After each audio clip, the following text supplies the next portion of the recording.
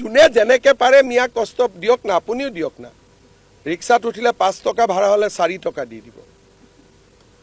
কষ্ট খালেহে মিয়া মুছলমানে ভোট নিদিলে আপুনি কি মুখ্যমন্ত্ৰী হ'ব পাৰিলেও হয় জানো? আপুনি কেনেকুৱা মুখ্যমন্ত্ৰী? স্কুলত গৈছিলে নে নাই? আপুনি যেন এনেকুৱা মন্তব্য দিয়ে নিউজত আহি মিয়া মুছলমানক দিগদাৰি কৰিব লাগে, মিয়া মুছলমানক এইটো কৰিম, মিয়া মুছলমানক এইটো কৰিম। কি কৰিব পাৰিব আপুনি কওকচোন? এইবিলাক কেইটামান ঘৰে ভাঙিব পাৰিব আৰু ভোটৰ লিষ্টৰ পৰা নামটোই কাটিব পাৰিব। ইয়াৰ বাহিৰত একো কৰিব নোৱাৰিব আপুনি। চাওক কি কৰে আপুনি। বাংলাদেশত পঠাই দিয়ক। মই ডাইৰেক্ট কৈ আছোঁ ভিডিঅ'ত, মোক বাংলাদেশত পঠাই দিয়ক। ময়ে বিজেপিৰ মানুহবিলাকক কৈছোঁ যে অলপ চলপ মিয়াবিলাকৰ ওপৰত কমপ্লেইন দি থাকক। এইটোত কোনো তাত আমাৰ অসমৰ মানুহে গম পায় আপুনি কেনেকুৱা মুখ্যমন্ত্ৰী। এতিয়ালৈকে আমাৰ জুবিন দাৰ ন্যায়টো দিব নোৱাৰিলে আপুনি।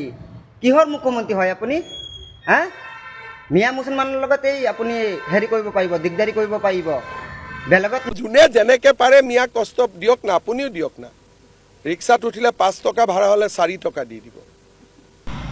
মামাক কৈ আছোঁ, মামা আপুনি কেনেকুৱা মুখ্যমন্ত্ৰী হয়? 5 টকাৰ ভাড়া 4 টকা দিব কয়, আপুনি কেনেকুৱা মুখ্যমন্ত্ৰী সেইটো কওকচোন। আৰু মিয়াক দিগদাৰি কৰি থাকিব আপুনি। যিমানবিলাক মানুহৰ ভোট কাটিছে, এভেকশ্যন কৰিছে, সেইবিলাক মানুহক বাংলাদেশত পঠাই দিয়ক আপুনি। আপুনি কেনেকুৱা মানুহ হয়?